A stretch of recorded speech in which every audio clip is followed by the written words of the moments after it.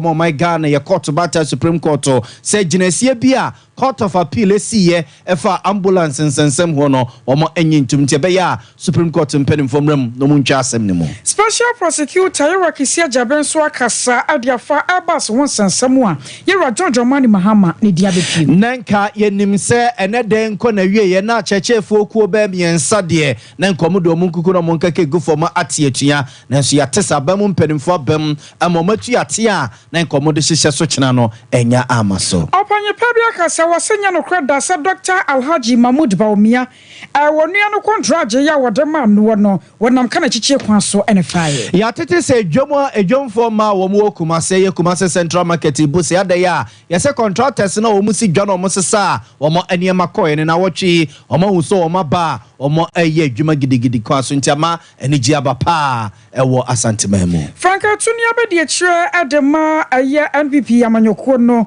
Dr. Matthew Opoku Prompene wa sharp robase ewo dunkwa ofen ehon so mu sensem etesen. Abuziafo we ni afoforo pinu an yakekese ne se kase ababia wo bia na nwumre ye ba ne ye de ababe sommo ye faseda emanyuma ekoi. 21st clinic ka ho bi Institute of Expert Travel and Tour Limited ye damwase afei through herbal center with the 3 core capsules koko master no etayechi mizo and 5G drinking so one more kan ho pa na express group si anka nche se wakonto mu nsam fabadan wonom na wonhwe ani hu djuma emfa emawo were nyimeko ahodo a won madoma so yesene na yade kase boyi ebabasom asomfone ya benu ane yatena se yedom live Facebook ni ya Sompa 93.1 YouTube no aye Sompa TV anomre meti ane akosia ejewa kwade boaten menemia nana ya bo amalibi aboga afeyenje Brennan sem no ye na ne achi abzafo ye sekase na se de free aban lawyer penny atena ye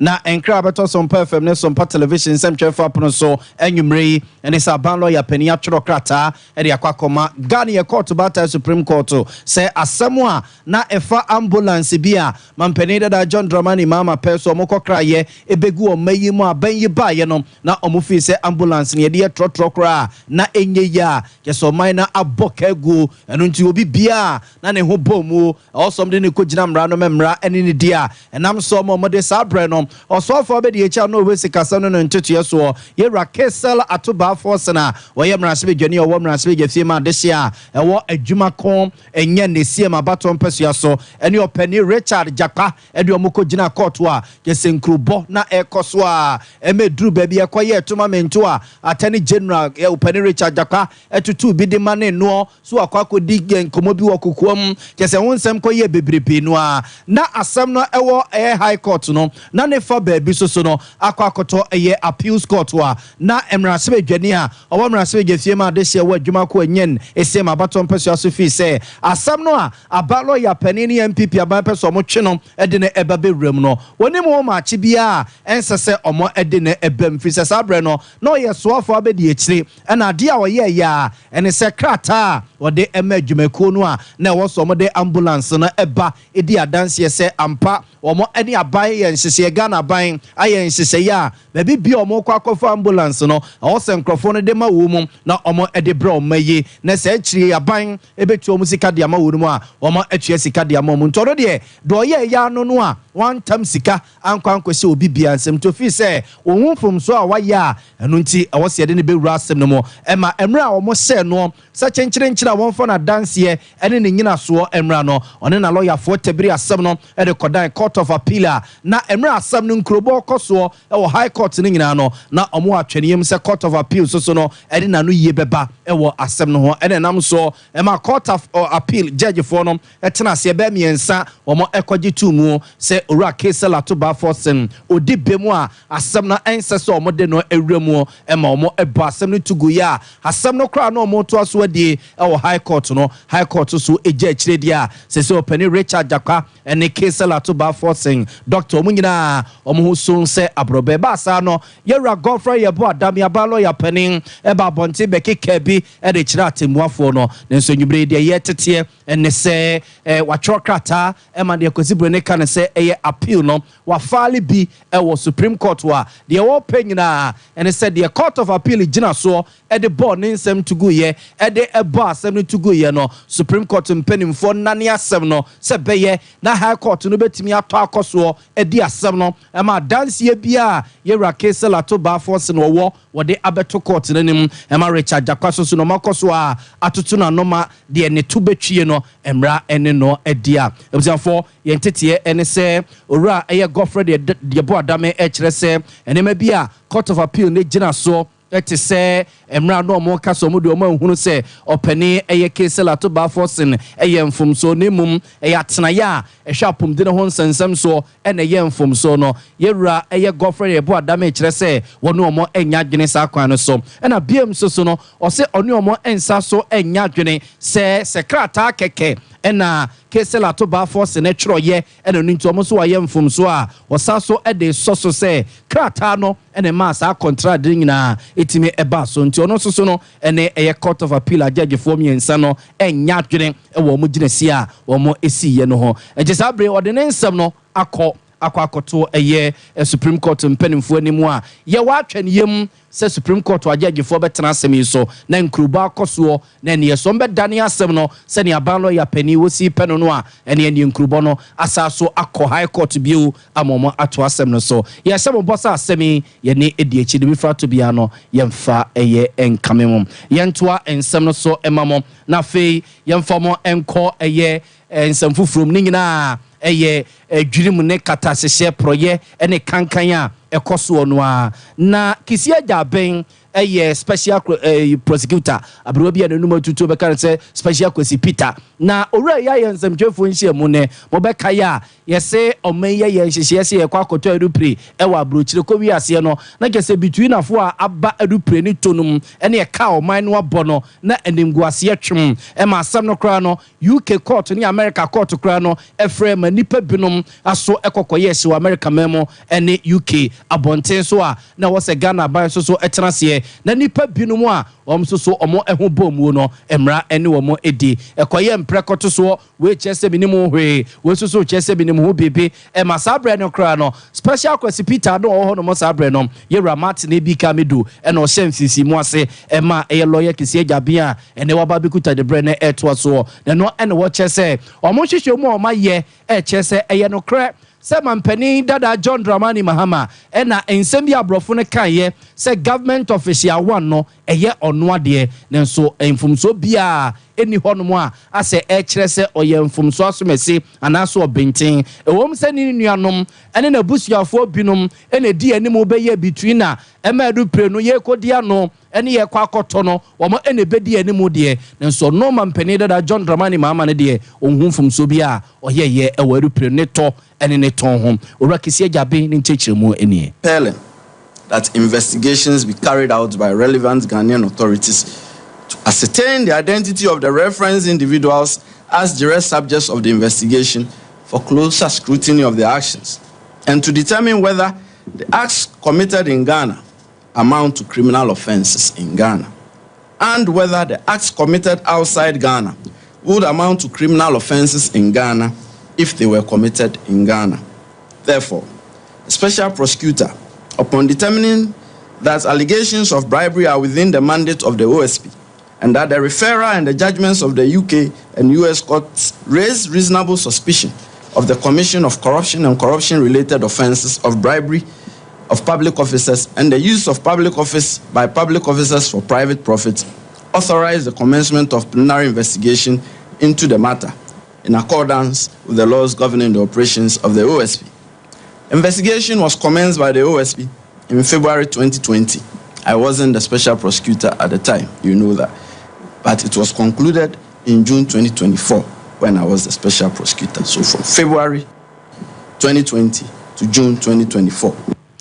Abusafo nti we a lawyer Kisia Jaben ya we special prosecutor mfifimu ni nyina se ne na wo chere nyo no na hyase de February bosome no wo afimpi no ene na duenunum na opedi Martin BK Amidu na wo special prosecutor wono no ehye mfifimu ase a wanwia wono ene beso mu ebeto aso ene wode akwakogu a wo hunu nipa bi a wo mo eho bomu eno akire wo mo a wo mo ho bomu ne oye government official 1 the ono no be ya dantemo ebedi between na nyina onyadaje eboboso e de kire Ghana ban. 1. The individual described as government official 1 by the UK court and individual 1 by the US court is John Dramani Mahama. He is a citizen of Ghana. He was the vice president of Ghana from 7 January 2009 to 24 July 2012. He was the president of Ghana from 24 July 2012 to 7 January 2017. His tenure of office as the Vice President of Ghana coincided with the time frame of the UK and US investigation of the first Airbus campaign for the sale of 2 C-295 aircraft to Ghana. His term of office as the President of Ghana occurred during the UK and US investigation time frame of the second Airbus campaign for the sale of 1 C-29 aircraft to Ghana. Intermediary 5, Consultant 4. The individual described as Intermediary 5 by the UK court and Consultant 4 by the US court is known both as Samuel Adam Mahama and Samuel Adam Foster. He is a UK citizen and also a citizen of Ghana. He is a younger brother of the full blood of John Dramani Mahama, former president of Ghana, referred to above. His birth name is actually Samuel Adam Mahama. He was adopted from Ghana and taken to the UK in 1972.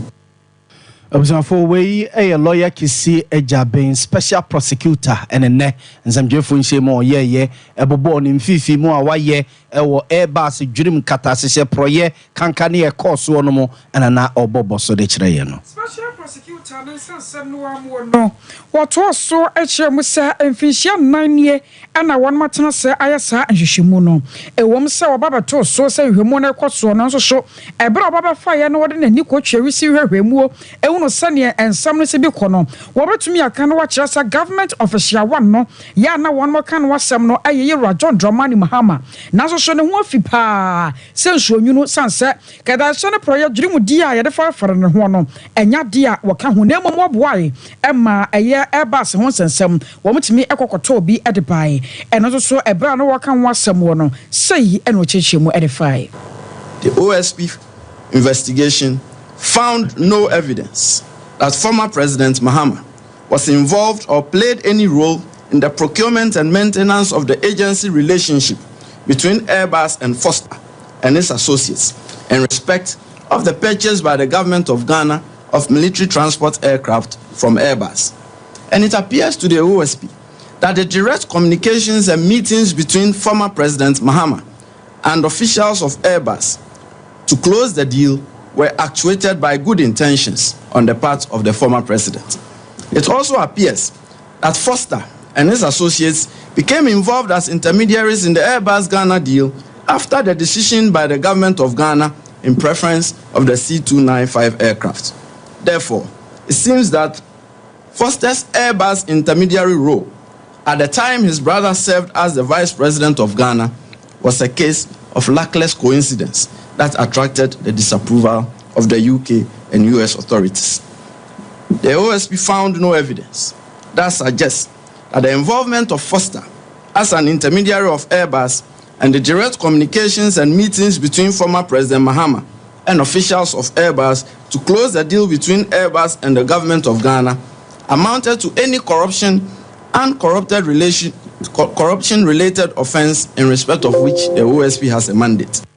I was away a special prosecutor lawyer Kisi Ejaben. Na ebuzianfo ansoa yera same jemfi so na hwe ene amansa din komoma NDC amanyuku no wono so e de kakraba be so se de akoso yina de Ghanafo ye hunu ene de yetie ene se mampani dada John Dramani Mahama gonja de se konkro tija tanguma so pro soro wedie run hu son sabrobe se ne nanka ni pebi no mo abo mutiri po akantama densi awi aboagu so run on be se ni din e de eba sensensemi agunani mu ase no mfifimu ya akoso nyina ene ne special prosecutor e kade chira mansan no e chese mampani dada John Dramani Mahama yobia se oye wadwene se wo de kata sehye dream die kankane proye ene krono de babe forfro no a enye yi edawura same jamfi ensemo a wo de atudwa enie. Well, we are excited that the truth we have always known and maintained in this conversation has been maintained. No finding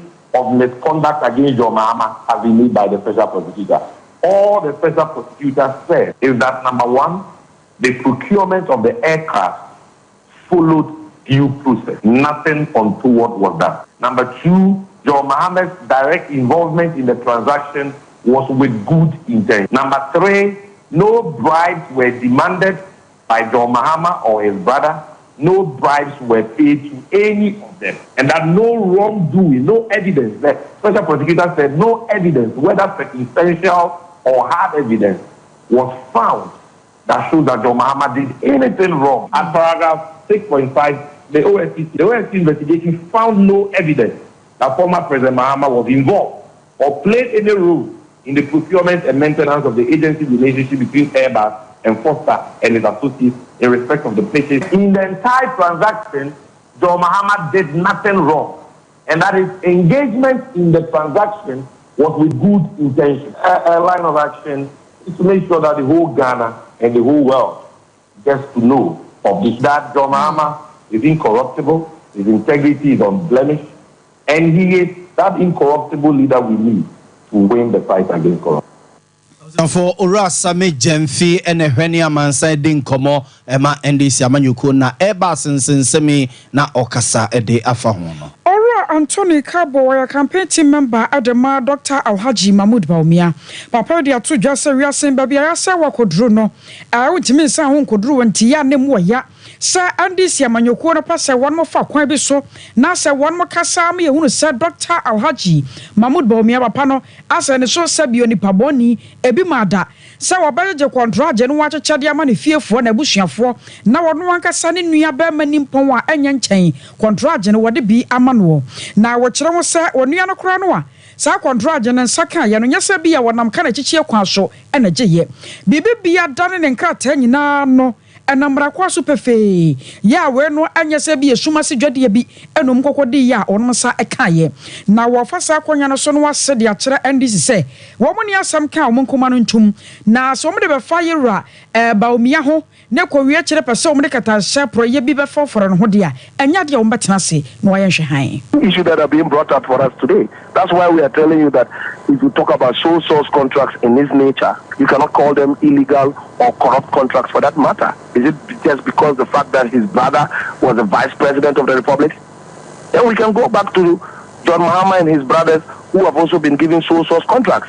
And I'm saying let's not go into that type of comparison because I want to elevate the argument. Well, except that some corruption is established and proved. Otherwise, sole source contracts in their nature surely cannot be corrupt contracts. I have supervised a lot of sole source contracts under the ministry, and most of them were done under a certificate of agency. I mean, we are currently in the rainy season. Imagine a particular community where the entire community is being cut. If we want to follow the proper procurement process, it will take us a period of about 4 or 5 months to conclude a contract and sign it. Now, we have to wait for about 5 months when a particular community is being completely cut and you need a contractor to go on site. Under what basis will you get the contractor to immediately move to site if there is no contractor already on that project? And these are practical things that we come across every day. The same media will report a particular community has been cut. They expect government to react. So under that circumstance, you will have the Minister of Roads coming in and actually asking the contractor to move to site. And under that situation, you will want to sole source that particular contract immediately. Abusia way Yeroba me and a campaign team member Ora Anthony Kabu.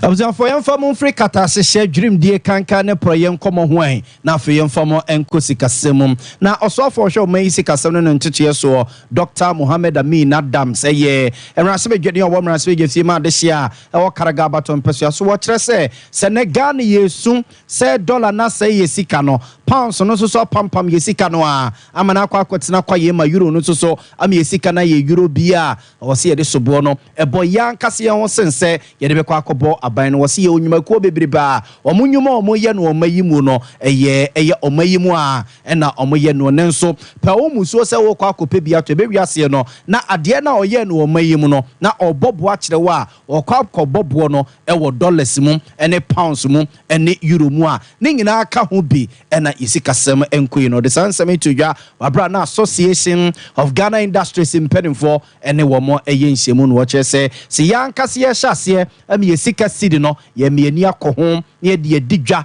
e wo my Ghana ni introdu ni ntwi asaso e wo akoni asa nyina mu ne yankoe dollar sem pounds sem ni euro sem a isika de benya hoden ama boa ye susu mi ye dwede a ye die ne matumpon e de amaye. They manufacture, they sell,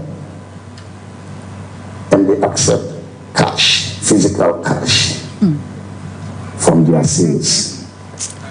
And when they have done that, they don't keep the cash in the banks. They go and convert it into US dollars and keep the dollars. That contributes to the forex problem you are talking about, Humphrey. We need to check that. And I have reports upon reports of some of the companies that are doing that. The day we start pursuing them, Humphrey is going to organize a press conference and say, you are harassing my members. You are harassing my members. What on this course? One manufacturing company, oil processing company, went and placed 50 million US dollars in a bank, and yet did not even have a third of that in cities to back the 50 million they were demanding. And that alone took the depreciation of the city by 2 city points. 13 cities to the dollar. It went up to about 15 cities to the dollar because of 50 million US dollars placed in one bank that was not backed by the city governments. 20 so afọ he sika 722 so ra Mohammed Amin Adamena yetene kanana na no si ya na pane kwanche for the Association of Ghana Industries anom yera set chuma kwabwa eso ede kakra eso ne nsemo na okeken so. As an association, we are very, very responsible.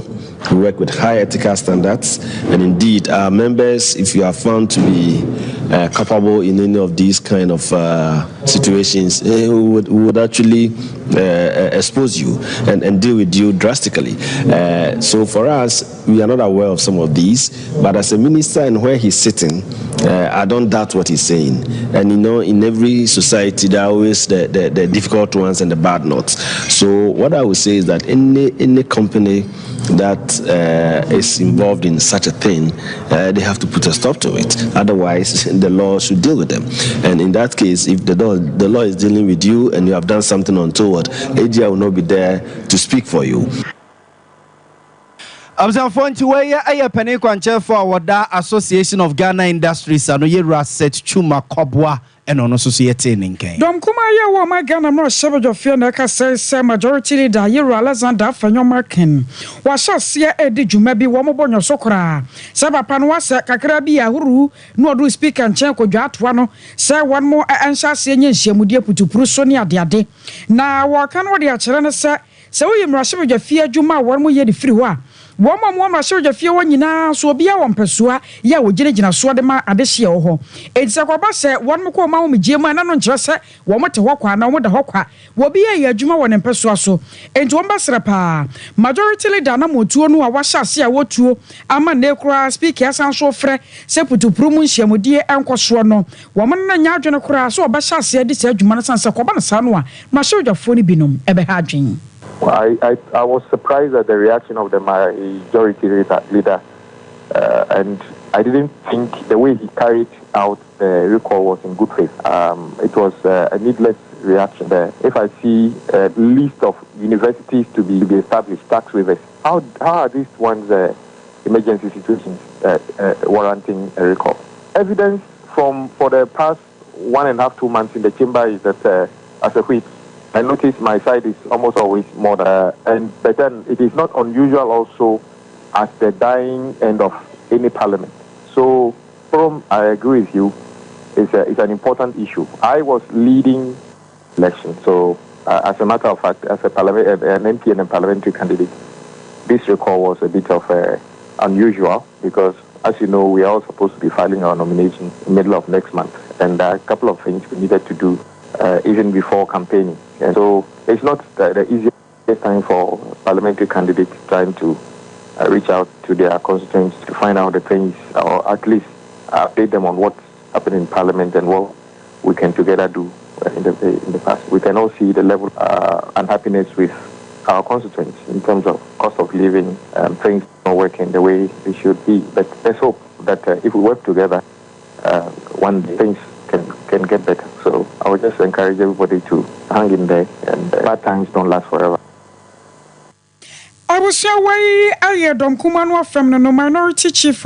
You're a Kwame Agboja, and your just worker such was the majority leader was a say, why you know, one more any show. I was a for your former frame as we give you and from Congo, Monsieur Monenka, and need that quine, say, and Nenko Guon young rats, nephew, dear, Nanka Cheche Fuku, Bemi, and Sadie, no Modo Munkuno Monkaka, a goof for Macquaco, Tenetnefi, I could do a more Ediane. Na sa kwemi ensa ye ko mo asemi ye Senior Staff Association Universities of Ghana, the Federation of Senior Staff Association of Ghana, and Teachers and Educational Workers Union of TUC. Omomi ensen and na omo aba omutirimopo se enkomo bi omoni aban yi dia asa aban ye tintintirintisem one person obegia tum dia ma wunum no se nepa nkogu na aban enye de omo pema wunum a omo ede omo ne manyine gufu makwa akotenetene fie na eno na ntete ya Sompa television ne Sompa FM nsam twefo apono so aba beto eye se omo nkomo a na omo ne aban dia eno no eye omo vehicle maintenance allowance no entiase abam aban asum ema nenka omo strike ya omo ekonechina nenei omo atwea sensen opane kwanchefo wodaku ya no eyura George Ansongo cheche nsemu sei ede kire yen ya chance ye senka ye ochima ye just strike us nanso emu sata na ye kan ma se se emra na fi akomobi ansa ye no aba enti ya chance nsen ni ya chance nsen na se ye first muso ne baso na let me buy and the woman find a year juma family some be cancer obo union some with the agreement by no makono yintia free January 2024 into and you because I let them marry into na edinu ma union to the mom na union chai she crap and na the show means so and so na yetia na it's a control by the actually if they are suspended because it can be so na mad and not say let them bounce so then sign the I say suspended. Would you be part abandoned by it? Every bank, and not only the family, the piano, so think the car, let another into the GD pass or the show that's on the actor, Makasa, Yacho, a year moment, said the dear African common to me, no question. Now, you just was in the best room. Now, would be a character in one of them. For Ora George Ansonga na a teacher for Quimi and saying na Nankomo Afa Pnayabo Mutirmo Posene and Kugu Nkomo Co strike Echano or no any da woman on watch in Simon at the Echreano. Dr. Matthew, I Franca Tunia by the children ma Yera Baumia.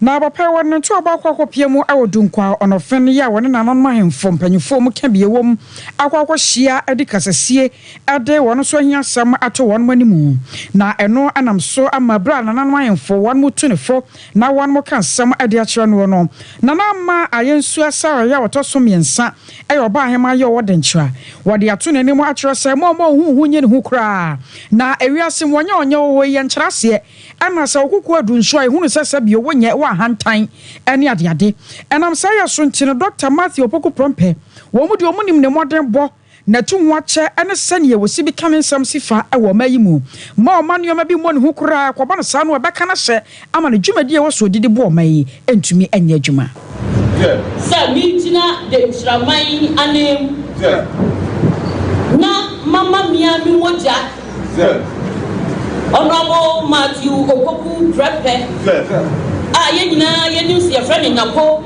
akwaba eba de ntra asase so de ntra asase so no ensan ye ni nananom asase so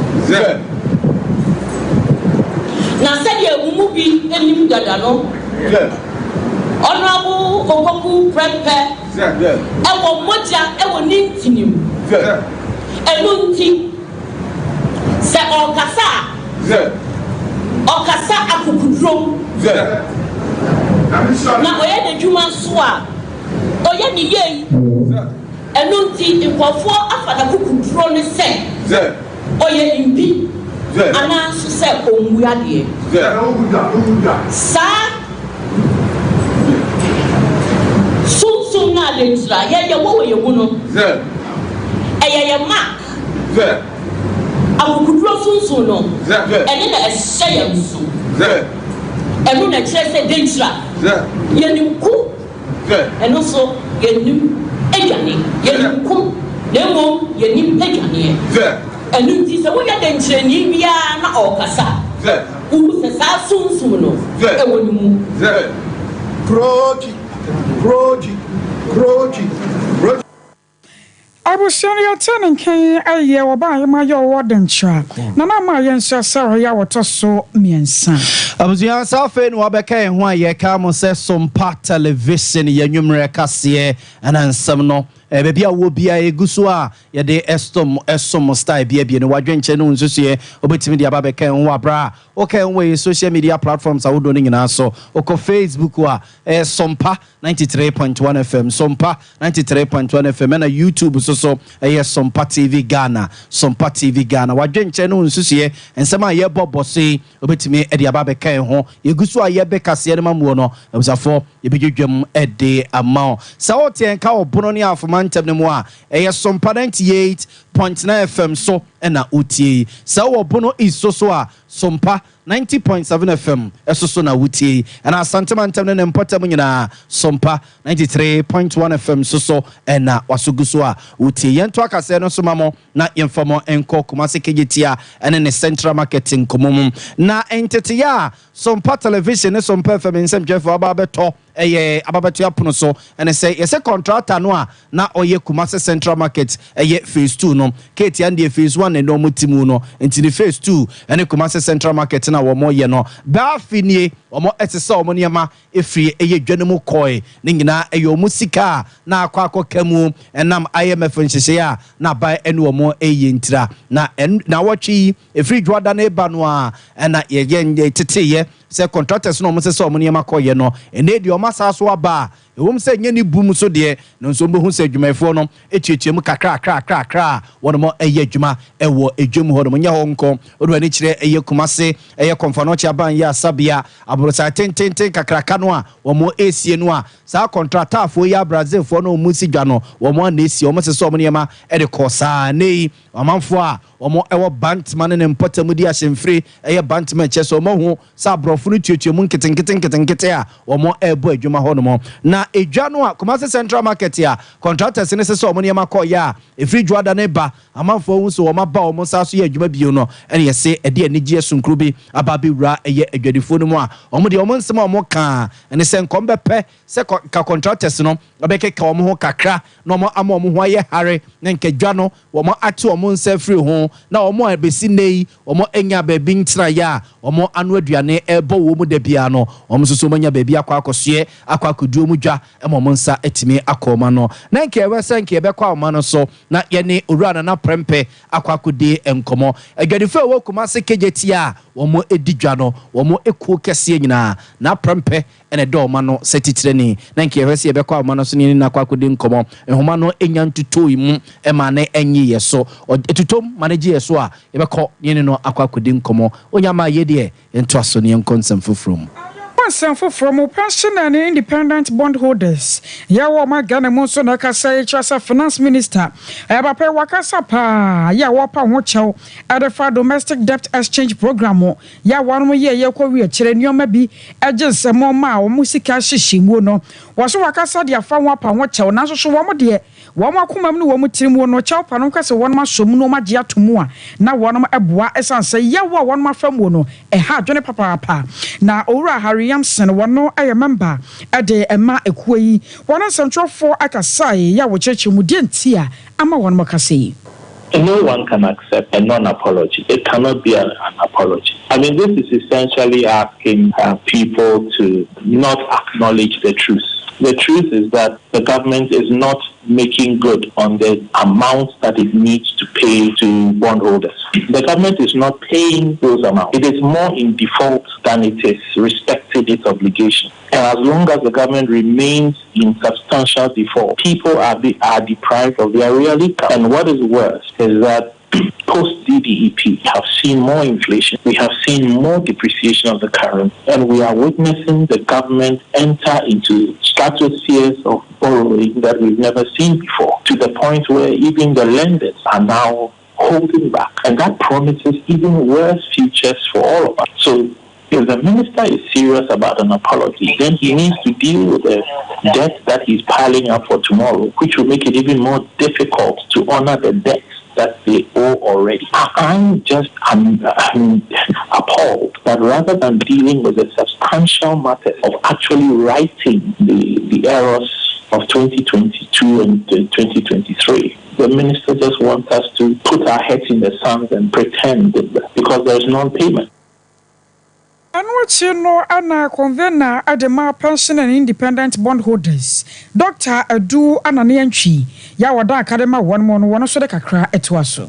Usually, I haven't come across anybody who apologizes and people say no, accept. You normally accept your apologies, but as I know, apologies does not solve problems that have been caused by one's action. If I slap you and later on I apologize, you still have gotten my slap, the slap I gave you. So that's the challenge I have, that apologies, yes, fine, people will accept it, but it wouldn't solve the problem that one's action has created. And that's the elderly people in the can will say that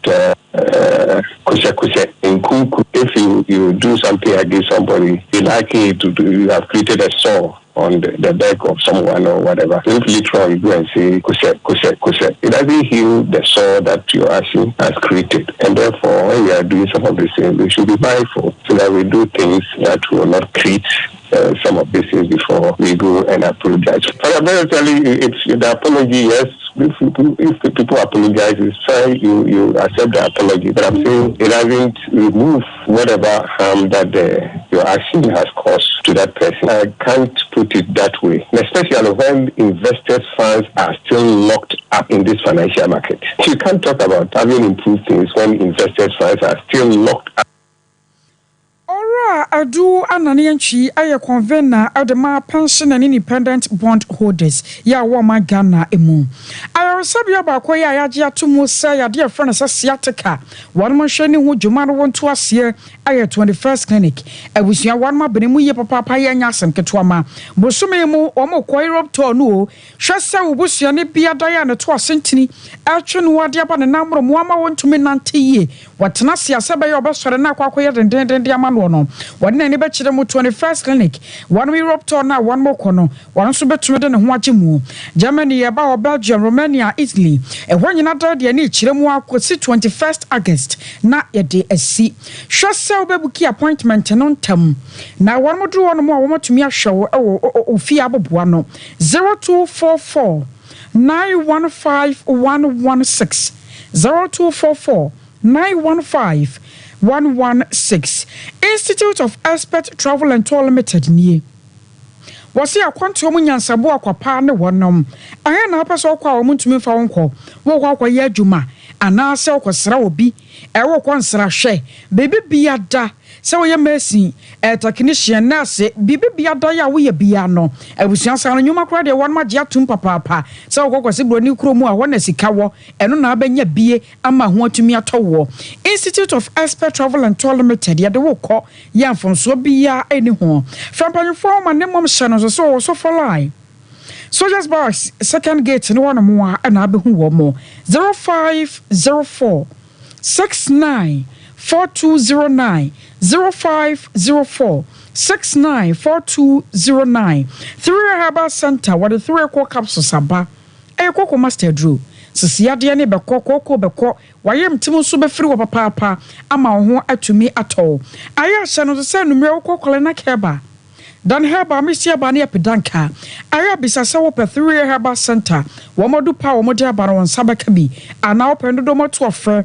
I was 0546 107 107 0546 107 107 Mizo and a 5G drink in ye. A no dear tia po, and Chania Babe Wuram weekend say a baba ko.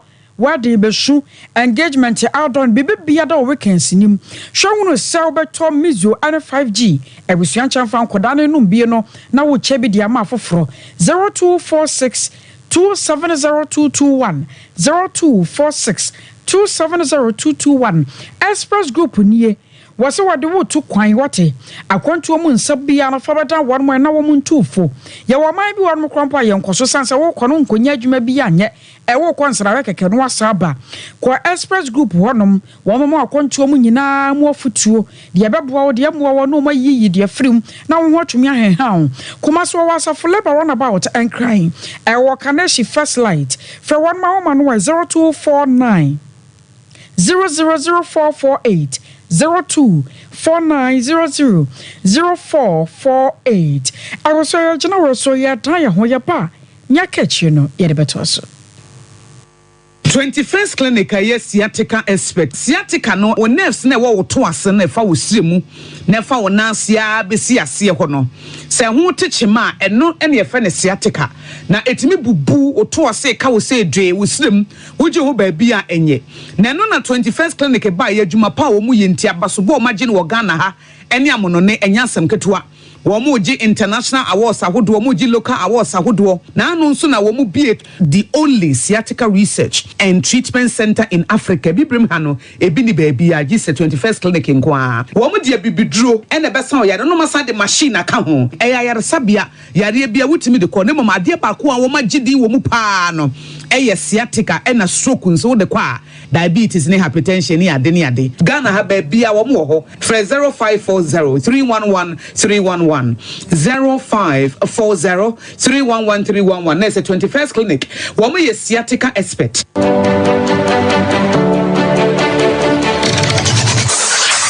Introducing Mixer 5G Sparkling Drink, a whole new refreshment in a can. Mixer 5G is a tasty non-alcoholic drink. It is a perfect companion for all your events, including parties, weddings, and funerals. It is made with green tea, ginseng, guarana, grapes, and grapefruit. Get refreshed with Mixer 5G Sparkling Drink. For bulk purchases, contact 0246 270 221. This advert is FDA approved. Brakasa ye aduaba waso a ne dwumadi wo nipadua biara pom den ene na brabo mu ne hiye pa. Enye brakasa nko nuaba ne nhaban bi te se kwawunsusu a abonwono ne dia akeka ho no kura enwanunu ahodo a ekwa animu yi ankasa. Brakasa ne sa nuaba yi binom ne akeka bom di afa abefo kwan so a ye de ye brakasa powder. Brakasa powder siesi nipadua na abakwa ahodo no ho ban. Afri mpani yade ne yade ahodo pi ho. Fa enkodate de ma baako freduane anopa ne anwumre. Anafa enkodate de ma baako ewo ni nsuhie yeti anopa ne anwumre wobra wodidi awie. Ubenya brakasa powder to Kingswalk Herbal ne Heroes Herbal Accra Okesi Drug Lane Dani Herbal Kumasi Mensa Takrade Mose Pharmacy ne Greenlight Pharmacy Sunwane Cash and Carry Supermarket Asantwa Herbal ne Bibidro Depot Techiman Sewa Herbal Mampong etufo mfre 0550 19 15 14 brakasa powder aduane san yedro FD ahwehwe san kratoe mu agiatum.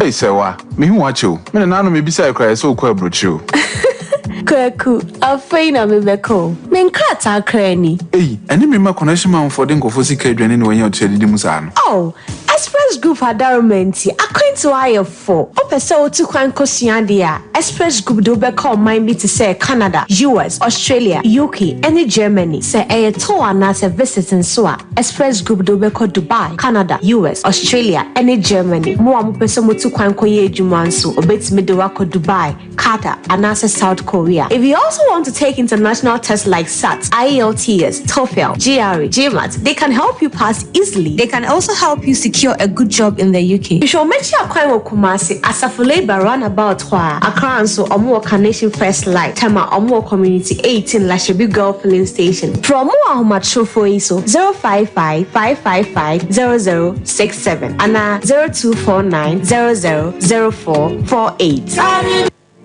Here in Ghana, when it comes to chicken, the good old days are back. Why? Because Boris Beef's Chicken, BBC, is here. Yep, give your family and loved ones Boris Beef's Chicken. Fresh, tasty, delicious. Boris Beef's Chicken is produced right here in Ghana by our cherished poultry farmers with support from the Ministry of Agric.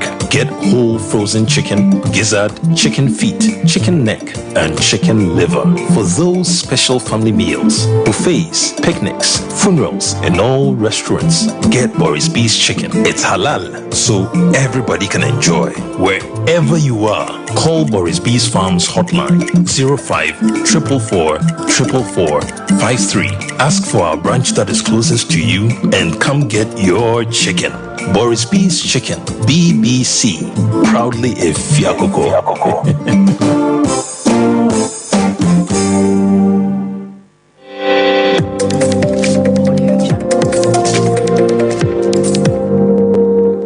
Sompa TV, Emma Akitiapa. Abuzanfo esa so mama kwa babio ba Sompa television ya nwumre kase so yento ansam no so mama na yemfamo enko ensemfufrum ababeto dwase Institute of Economic Affairs ye twanitia efene se ayem penimfo ye nhise ya era no metu franka de abamagikwa hodo no afia batu no no omo ebebo mu nyina no akwakosia baby fa akwakototo omo no ekosi bunifo ne se debate bie ye hunu omo tirimu po omo nsusuye omo adwene papa omo wo de efa omaye hom na saada monto we ya aye mpenimfo epeso mutu no entiti ababeton semtwefa pono so ne sendisi amanyuku no keso mabomi mfita duku a womo ayo madwene se he aye fo no pa womo entafro mabatwe enche strong koto legbosumtwim enum ne nyina ntopie wote wokroma sei emugusu nkesu iyo enkase nyanseni na wade womo nko debate ne enko debate ne china visom fi se nipegu aye honom ne fa eye MPP4 na so pani eye John Kwatia waye penimpa eba research won sensem ohweso de ema aye mpenimfo kire se emfa one ne ndisi amanyuku keka ombe nhyehyɛ no mo no mahia no makoso no ma di nkomo de o ma no afom ho ama debate no wonuma ba. Apparently, because our announcement followed the vice president's call, the current vice president call for a debate with the NDC candidate. Somehow, the NDC suggested that we were doing the bidding of the MPP, but we issued a rejoinder, denying this and saying that we were following our own program. So if it followed the vice president's call, it was just a mere coincidence. But we must say that since then, we have been engaging with them.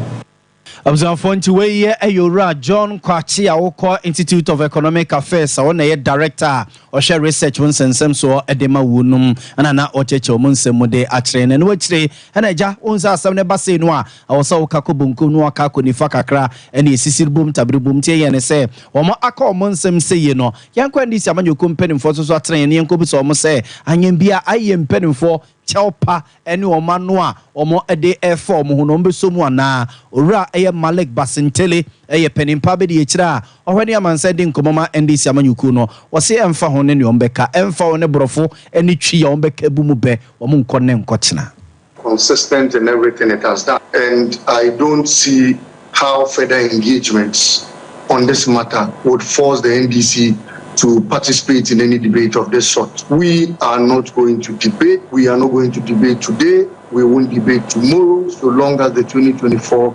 elections is concerned. We feel that there's a lot at stake, and there are two things here.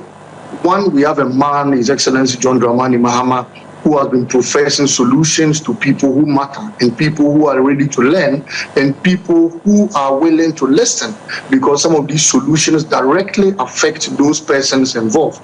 Then we have another man who still has so many questions to answer.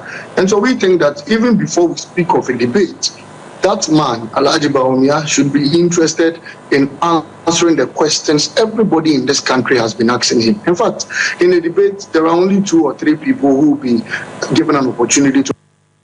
Observe to way Ura Malik Basintele ya ohwe ene amansa de nkomoma NDC amanyuku abedi ekire.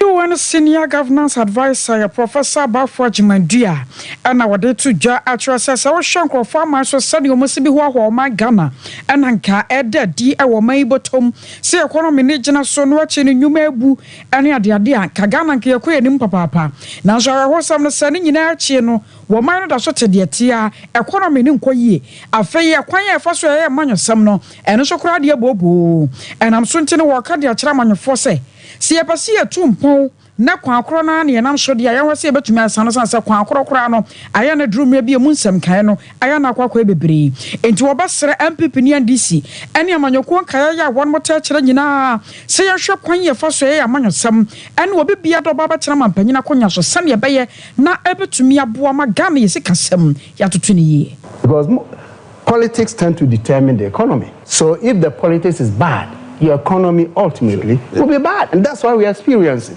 So when he used the term of Ponzi scheme, he is right, because any government that comes to power, any party that comes to power, NDC, what do? You go borrow and borrow and borrow. Little emphasis on domestic production, which should be the basis of our development. Certain things that we can do ourselves, we can produce ourselves. Governments are not putting priority on those issues. So we even import toothpicks.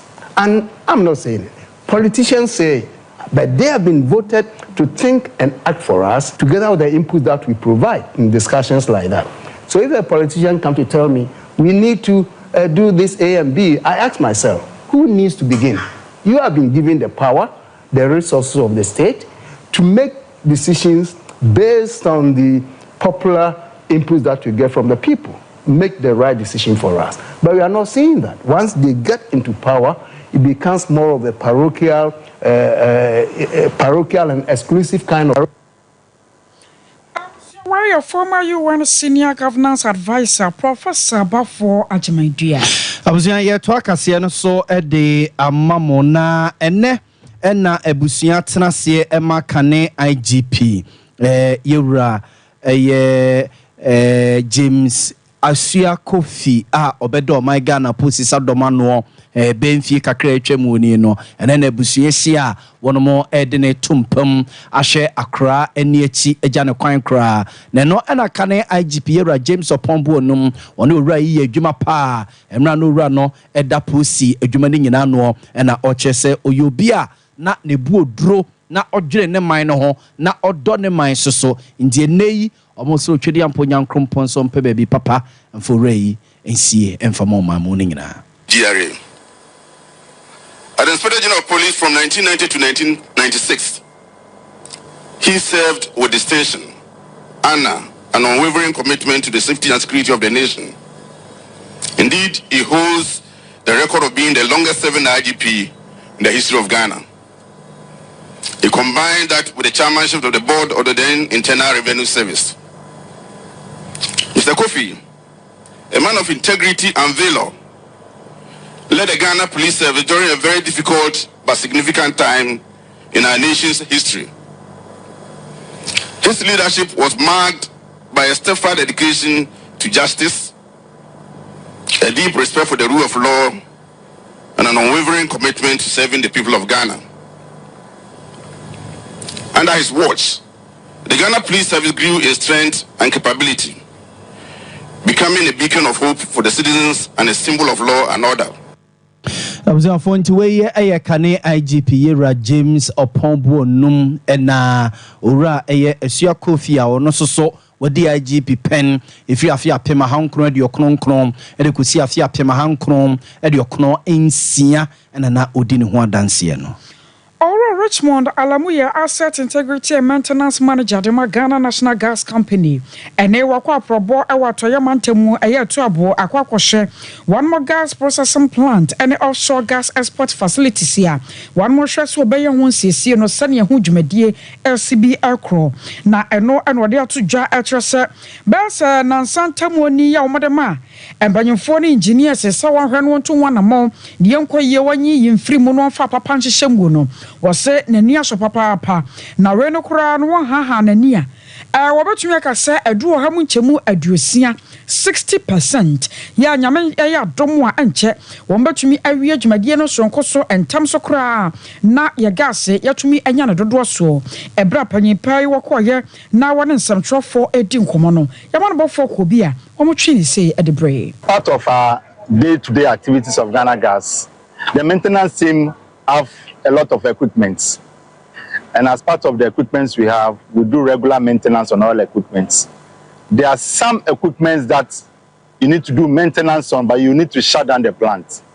So you assemble all of them, or you compart all of them through our planning department and schedule and do a maintenance on. Today is our 7th day, and we're almost about 60+% of the scheduled completed. Sometimes when you hear Ghana Gas only for shutdown maintenance, these are some of the evidence of what we need. Okay, as you can see, this is our 8 medium burners. It's past its service life, right, which we have changed entirely after usage for close to about 9 to 10 years. Yeah, so we've changed it entirely. I'm watching up on your pile or dankita with your sword Ghana National Gas Company. Ora Ernest Kofi Su Bempa, one of the Kakratuaso. They are working on the heater system. You can see that they are working on other areas of the processing plant to make sure that everything is on point. In the meantime, we are looking at the timelines as well. We are working ahead of schedule, and we're definitely going to finish the timelines that we gave. I can say that we're doing almost about 60% because we are far ahead of schedule per advice from the engineers.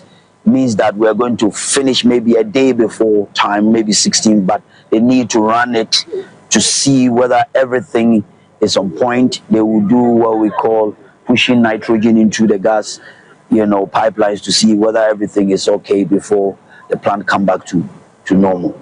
Collaborated with our partners within the sector, and definitely if there's any other alternative way of dealing with it, we've already told you that we're supplying gas to Abuaze from the Sankofa oil field and is supplying for power generation. Why Panyapai or Dunkertown, dear Swadema Ghana National Gas Company, or Ernest Kofi Su Bempa. I was for you, we sway na and someone your papa no de babesum no yem famo and see her say nafe. Yen sorry na monkai boka kra mo de babedan ye na fe yen fa entwaso na ne ekofri na pamfo soso no ensum entwaso emane akosia so mo ne chinchin fidie ndema yen ya grace na de call television so buzi kukua rantene mabawa ka Sompa FM and Sompa television newsroom soso no etaye timi yetimi babesum medin ede na ya abo amali akosia ajewa kwade boatin